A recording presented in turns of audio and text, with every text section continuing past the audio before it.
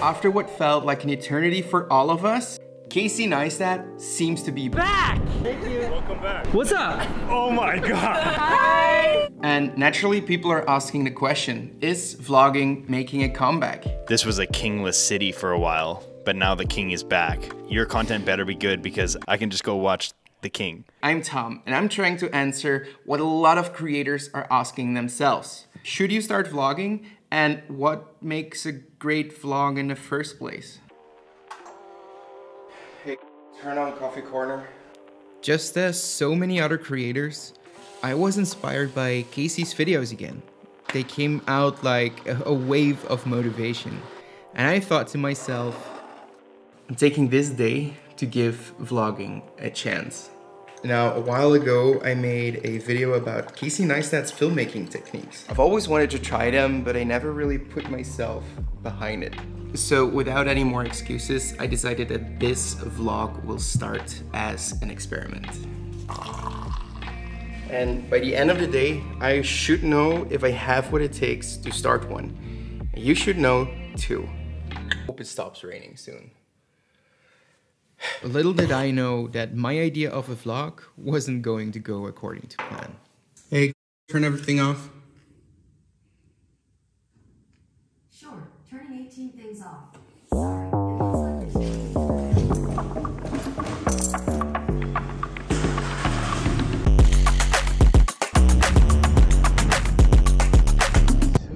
many people. You know what I realized about filmmaking and vlogging? Really not like to film myself like this, especially when there are much people around, but I guess it's getting over that little thing. I think the biggest problem, the biggest issue for me is that the moment I put on the camera onto myself, and most of you will probably resonate with me, I just fucking paralyze. And the plan that I don't, and the fact that I don't have a plan doesn't really help. This is the #1 reason most people's vlogs suck. There's just no plan, no overarching story. But the struggles, they don't end there. Now, not only do you have to film yourself, make it look nice, direct the whole thing, normally you have someone that you can use as a model. And in this case, you are the model. Life food's always so much better when you're outside. I woke up this morning and it was just total chaos in my head. I had no clue what to think, no clue of how to structure this video. Then I started thinking, I know my filmmaking. I know that I need an establishing shot, a medium shot, close-ups. I do know all these things. Why do I freeze up?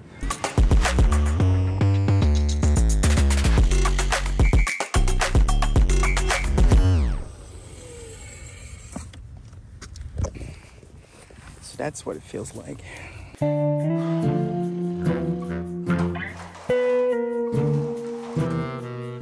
So today doesn't really go to plan. I mean, exhibit A. So I had to come back to the studio to go back to the drawing boards and figure out how the hell do I make a proper vlog. When I start making a video and like the amount of times that I've shot vlogs where I'm like, this is terrible. Like I'm just going through the motions right now to get home, to get to the edit so that I can just prove to myself that this sucks. But then, you know, you start cutting a little thing here, like you get one good sequence. That's usually all it takes to be like, okay, we need to keep going. This is Chris. Chris has his own vlog on Chris Meets Chris. It's really a mouthful, but he's going to help fix this vlog and teach me what he learned about vlogging over the years. So I think there are 3 main takeaways that I get from the talk with Chris, which lasted about 2 hours, for making at least a half decent vlog. And that's what I'm going for at this point.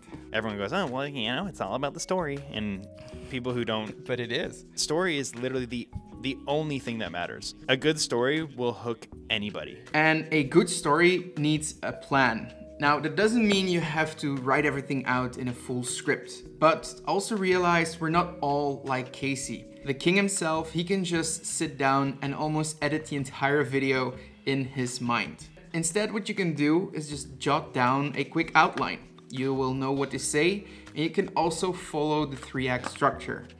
And you don't have to be like me, constantly irritated, a little bit insecure, and mostly feeling like a potato creator. And number 2, think in sequences. Can we think of like key shots that we need? So like, what are the building blocks for example, an act where you then know, okay, after that act, there's gonna be a transition? I think it goes like context, the wide shot, and then maybe focus, like the medium of like where you're looking, and then the detail, which is like the tighter shots. Once I've seen the context, then the details make a lot more sense. Sometimes you want to reverse that because you don't want to fully reveal yet what the context is. You're like, okay, that's cool. What's that? And then boom, okay, that's what that is. And the most engaging videos, they have this. They have proper pacing. They don't feel slow. You just watch them without feeling bored. If you find things are getting a little bit too stagnant, you need to cut them down. A general rule for this is like, once you've done your edit and you're like, okay, this is pretty good. Let's say it's 7 minutes. It's a 7-minute video. Try and make that same video, exact same video, 5 minutes. Keep compressing it. Is there any part that drags on a little bit too long? This is a really good tip. Sometimes I like to even cut my vlog before I add the music, just for pacing. I have to admit, there was just so much good stuff in this conversation, and I've been racking my brain. There's just too much to put in this vlog. So I was thinking, and let me know what you guys think here in the comments, maybe I can put this out as a full podcast here on the channel. That was a lot.